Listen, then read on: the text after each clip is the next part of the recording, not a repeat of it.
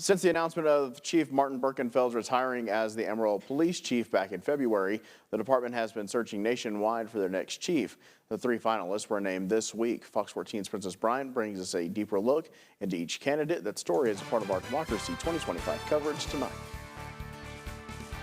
Thomas Hover, Assistant Chief of Irving Police Department, previous Chief of Police for Lubbock Police Department, Greg Stevens, and APD Interim Chief of Police, Jimmy Johnson. These are the 3 finalists announced by the city of Amarillo. Earlier this week, the community was able to meet the finalists and hear why they should be the new Chief of Police. As I moved my way through the ranks, I had the opportunity to build some great teams along the way.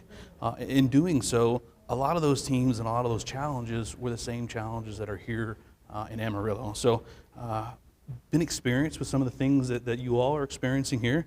I'm happy and excited to be a good teammate, and I think I could add some value in the direction that we can go. I was Lubbock's public information officer for about 4 years, from about 2007 till 2011.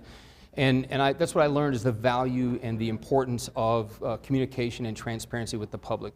You guys should never have to ask us about something. We should be telling you when something happens. One of the things that separates me from them is this is not just a job application for me. This is my home. Amarillo is my home. This police department, I grew up in this police department. I love the men and women that work in this police department, and I love the men and women and families of our community out here. Stevens and Hover both acknowledge that they are outsiders. Like the community, they have seen the recent controversy surrounding APD play out on the news and in reports. But it's really hard to get a firm grasp on the understanding of what the actual inner workings are of the organization. So I want to take my time and talk to people. It's about a listening, right? Not just within the organization itself, but also the other directors and community members. I don't have that full picture.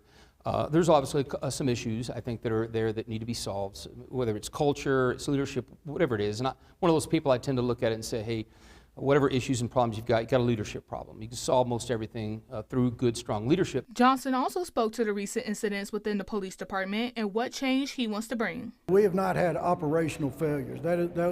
We have not had a failure due to the operation of the police department.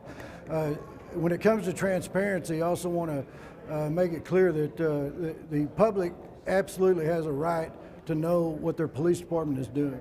In a representative republic that we live in, every citizen has the absolute right to a voice in the type of police department they're going to have.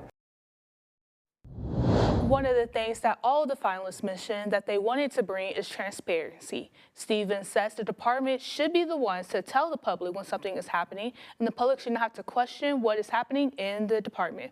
Hover adds that it's going to take time to rebuild the brand of APD within the organization and community, and that is done through transparency. Johnson says that the public has a right to know what is happening in the department. Live in studio, Princess Bryant, Fox 14 News. Jack. Princess, thank you for the full interviews with all the finalists, along with a link to provide your opinion on the candidates.